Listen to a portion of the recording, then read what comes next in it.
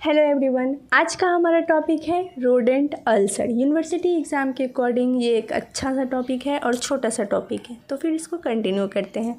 Rodent ulcer को basal cell carcinoma या फिर टीयर कैंसर भी बोलते हैं। ये जो होता है most common malignant skin tumour होता है, स्लो ग्रोइंग होता है और बहुत सालों तक ये क्या होता है, अल्सर के ही फॉर्म में प्रेजेंट होता है। इसमें मेटास्टेसिस और डेथ एक्सट्रीमली रेयर होता है।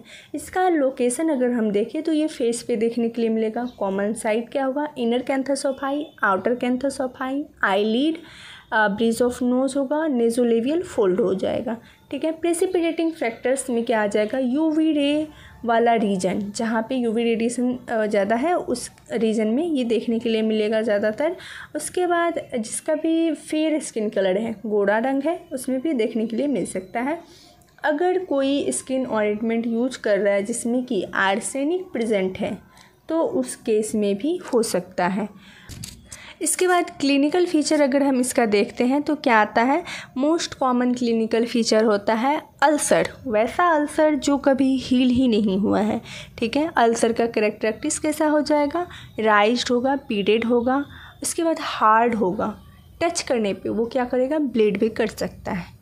उसके बाद ये जो होता है पेनलेस होता है, फिल्म होता है, नोड्यूल प्रेजेंट होता है, नोड्यूलो अल्सरेटिव फॉर्म में भी ये प्रेजेंट हो सकता है।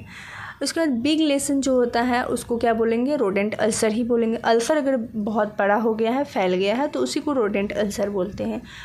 फील्ड फायर रोडेंट अल्सर जो होता है, field fire rodent ulcer rapidly growing ulcer होता है। रैपिडली ग्रोइंग रोडेंट अल्सर होता है जो क्या करता है, डिस्ट्रॉय करता है और डिसफिगर्ड करता है हमारे फेस को। इसके बाद अगर हम इसका टाइप देखते हैं तो क्या आ जाएगा, नोड्यूलर, पिगमेंटेड, सिस्टिक, सुपरफिशियल, बेसोस्क्वामस और इनफिल्ट्रेटिव। तो नोड्यूलर और सुपरफिशियल जो होता है लेस एग्रेसिव होता है, बाकी पिगमेंटेड, सिस्टिक, इनफिल्ट्रेटिव, बेसोस्क्वामस क्या होता है, हाईली एग्रेसिव होता है। उसके बाद जो है इसमें नोड्यूलर जो होता है वो most common type of rodent ulcer होता है। बेसोस्क्वामस रेयर रोडेंट अल्सर देखने के लिए मिलता है, रेयरली। इसका स्पेड अगर हम देखें तो क्या होता है, लोकल स्पेड, स्लो ग्रोइंग होगा, स्लो पेनिट्रेटिंग होगा। ठीक है। उसके लिम्फेटिक्स के थ्रू जो होता है ये स्पेड नहीं करता है, क्योंकि ये जो होता है ट्यूमर एम्बोलिज्म के फॉर्म में होता है, तो लिम्फेटिक्स के थ्रू ये स्पेड नहीं करता है। उसके बाद ब्लड के थ्रू ये एक्सट्रीमली रेयरली ही ये स्पेड करेगा, ब्लड के थ्रू। इस स्टेजिंग के लिए TNM स्टेजिंग यूज करना है। T रिप्रेजेंट करेगा ट्यूमर के साइज़ को, N रिप्रेजेंट करेगा लिम्फ नोड को और M रिप्रेजेंट करेगा मेटास्टेसिस को। तो कैंसर के केस में जितना भी कार्सिनोमा होता है उस केस में हम लोग TNM स्टेजिंग ही चेक करते हैं। TNM स्टेजिंग के थ्रू ही पता चलता है कि अल्सर जो है या फिर कैंसर जो है किस स्टेज पे है। इन्वेस्टिगेशन अगर हम करें तो इन्वेस्टिगेशन में रोडेंट अल्सर के केस में हम लोग क्या करेंगे, बायोप्सी करेंगे। ठीक है।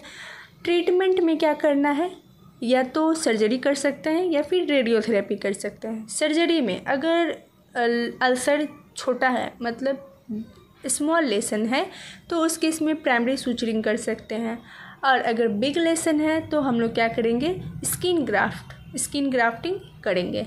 और अगर बहुत ज़्यादा फेस डिसफिगर्ड हो गया है, पेशेंट को अच्छा नहीं लग रहा है चेहरा, उसको अपना फेस को ठीक करना है, तो वहाँ पे क्या करेंगे, रोटेशन फ्लैप यूज करेंगे।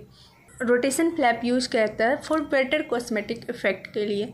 तो इतना ही है रोडेंट अल्सर में।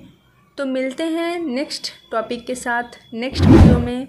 अगर आपको ये वीडियो अच्छा लगा हो तो इसे लाइक करें, शेयर करें अपने दोस्तों के साथ और हमारे चैनल को सब्सक्राइब करें। Thanks for watching.